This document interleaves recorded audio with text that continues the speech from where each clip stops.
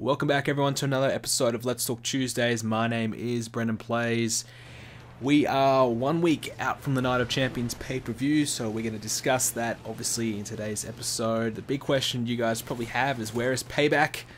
Well, I've been busy. I just don't have the time really to get it done at the moment. So that will come out later. I'll try and work on a promo video later on this week, hopefully, and get them out for you ASAP. But yeah, it's going to be a bit of a wait, maybe next week at this stage. Unfortunately, I've just got a lot of stuff I've got to do that's got precedence over this one. So just a bit of a wait, unfortunately. So without further ado though, let's get into today's episode of Let's Talk Tuesdays. So, CM Marshall 7, he asks, what are your predictions for Night of Champions? Well, I think Night of Champions is shaping up to be pretty solid. We have some good matches on the card. Obviously, the match I'm looking forward to the most is John Cena versus Brock Lesnar. I think that match, obviously, I really enjoyed the one at SummerSlam. If you guys watched my SummerSlam review, I really enjoyed that match. I think it was very controversial, obviously, but I don't think we should see another match similar to that. I don't want it to be another real decimation. I want Cena to get a lot of fight back and kind of tell the story that Cena is getting, you know, a bit of redemption. He's kind of, you know, proving himself that he can hang with Lesnar or whatever. So something like that, kind of let Cena have a bit more offense in this time around. Let Cena kind of make it a fair, even match. But obviously, at the end of the day, I want Brock Lesnar to win that match and continue to be the world champion. And what else have we got? So we have Roman Reigns versus Seth Rollins. That should be a good one. Looking forward to that. Hopefully we see a return of Dean Ambrose as well. I'm really kind of missing Ambrose, surprisingly, to be honest. And Jericho and Orton, I think that match should just be a real kind of good match. You know, just a great match to put on the card. A really solid match for two guys that probably don't have anything to really do right now. Obviously Jericho's will probably be his final match before he leaves for his Fozzy tour. But Randy Orton needs a big victory to kind of get himself back on top and maybe move him into the title picture as well. And by the way, if you're wondering what game I'm playing Call of Duty Ghosts. My girlfriend wanted to play Call of Duty Ghosts, so I had to play it. I had to suffer it. It's not one of my favorites, but it's not too bad. But anyways, I think Night of Champions should be good, and I don't really have any kind of major predictions for it. I think Lesnar will win, Orton will win, Reigns will win. Who else have we got? I think Stardust and Goldust will win the tag titles. And Divas match, I think Paige will retain. I think Nikki will get close, but Brie will interfere or something like that. Not that I really care, but I'm probably missing some other matches. But Henry and Rusev, I think Rusev will win.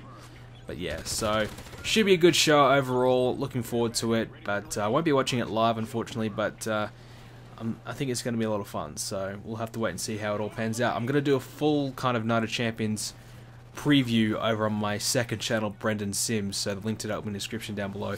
I'll get onto that in the coming days. So stay tuned for that. So next question comes from Andy Sherpa. He asks, do you think Randy Orton should turn face after Night of Champions?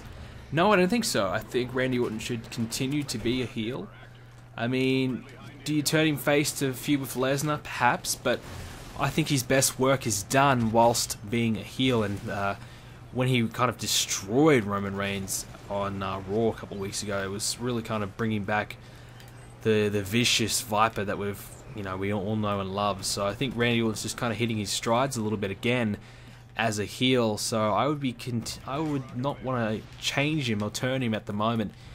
And you know, Randy Orton as a face just is a little bit boring. It just doesn't really work. You can tell he's not fully into it, and I don't think it needs to be happening. I think let him be a heel, and you know, let him do what he does best, and that is being a heel. And you know, let the guy be what he wants. He's at that stage in his career where he should be able to do what he wants. And I just think, you know, obviously turning him face to face Lesnar, I think would be a good idea and be a great match to see.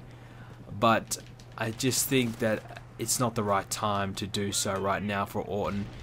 And, you know, that just kind of leads to the question of who's going to face Lesnar, and obviously we've discussed that quite heavily, but I think Randy Orton should face Lesnar down the line, but I'm not sure if he should turn face. I'm not sure. I mean, Lesnar kind of is a bit of a babyface, like in a really weird kind of way, like, you know, he's this scary monster, but people just love to cheer the guy, so I'd be keeping Randy Orton heel for the foreseeable future, in my opinion anyways. His best work is being done as a heel, and he's certainly been entertaining me much more in recent years as a heel, so keep him what he is right now.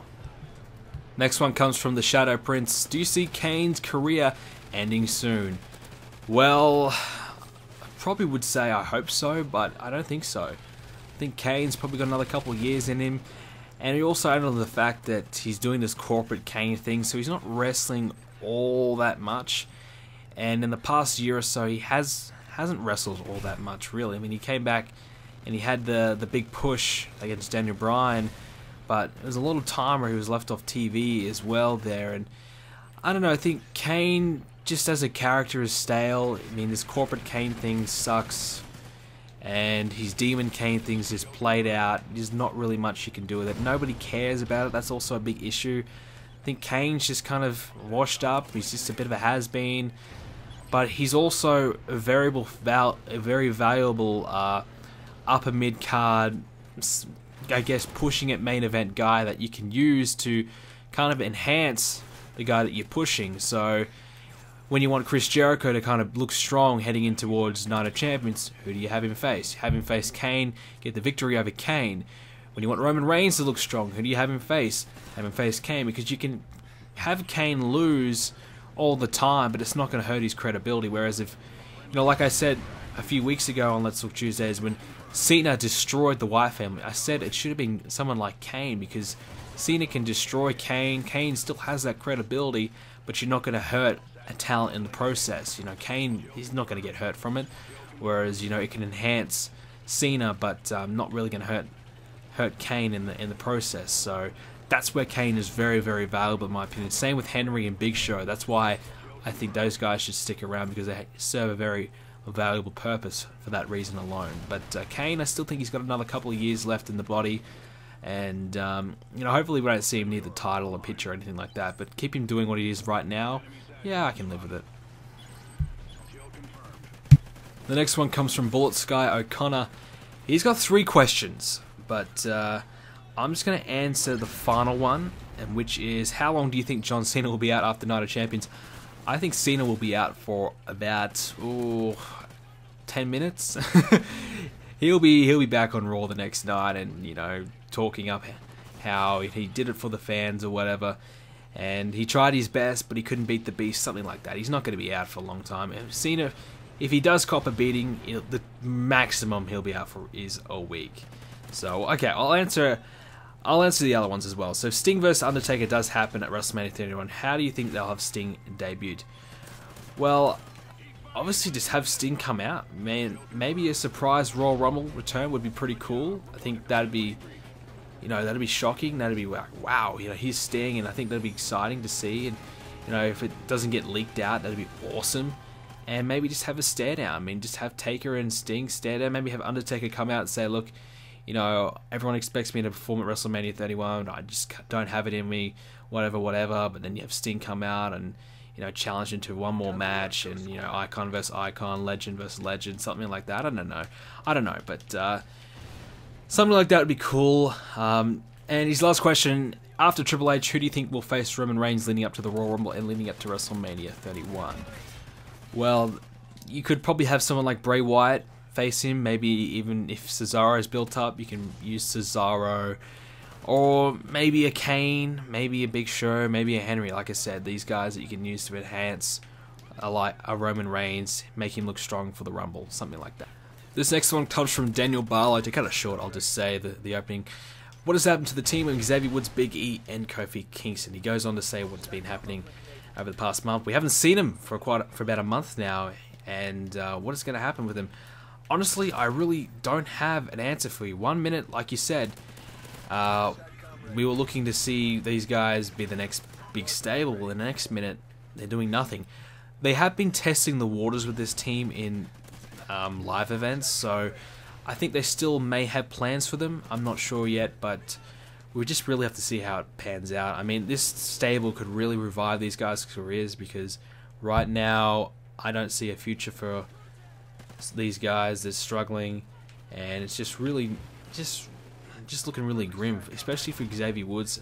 He just has never really gotten over. His team with Truth and Woods sucked, and it just doesn't look good for the guy right now. So hopefully they do put these guys as a stable. Hopefully they do turn it around, because these guys really need it. Kofi Kingston needs a change in character desperately, and Big E's just really not working as a babyface. So maybe turn him heel and let him go for it. Let him, you know, quote unquote, take over.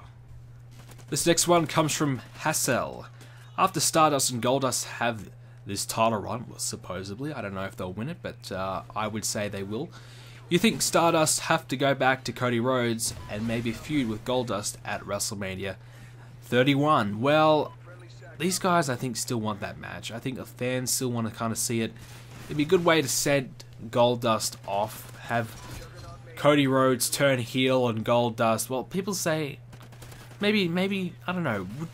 What would be better? Would we have Stardust obviously go back to Cody Rhodes and Goldust go back to Dustin Reynolds?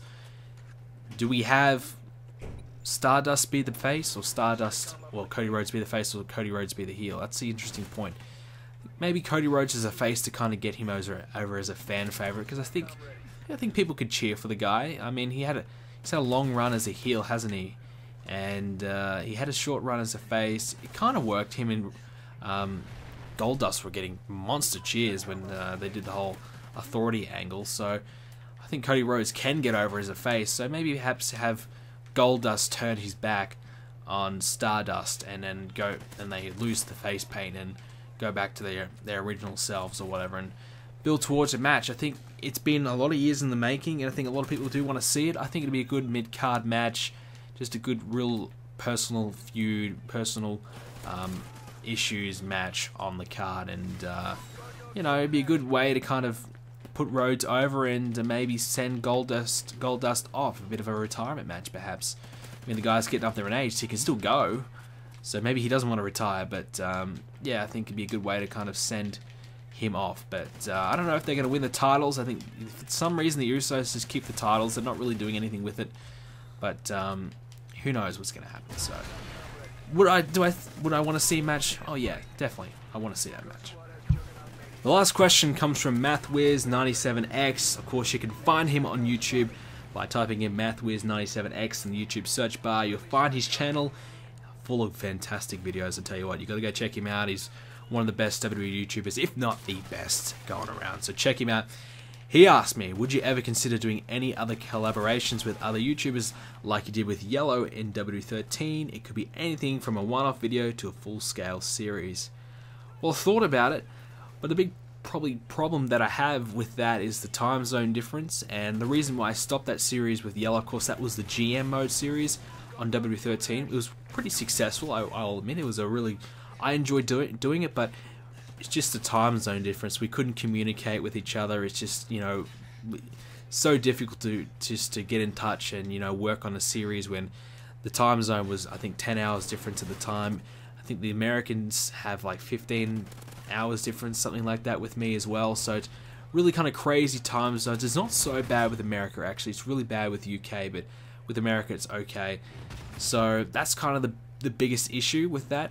But I'm really open to doing collaborations with anybody, and if they have a series idea with me and I have the time, then sure, why not? And you know, MathWiz himself has been on my channel a few times. We've done some podcast type videos like pay-per-view reviews and things like that, which I do plan on doing more of that.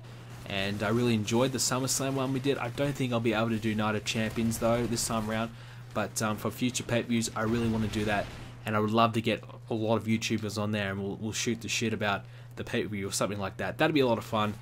But yeah, if there's an opportunity for collaboration, if there's any series ideas or any opportunity that I get for 2K15 or in any other game, then sure, I'll certainly do it.